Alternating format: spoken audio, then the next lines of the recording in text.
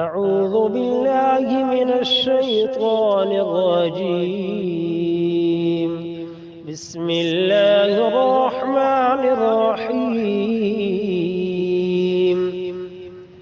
ألهاكم التكاثر حتى زرتم المقابر كلا سوف تعلمون ثم كلا سوف تعلمون كلا لو تعلمون علم اليقين لترون الجحيم ثم لترونها عين اليقين ثم لتسألن يومئذ عن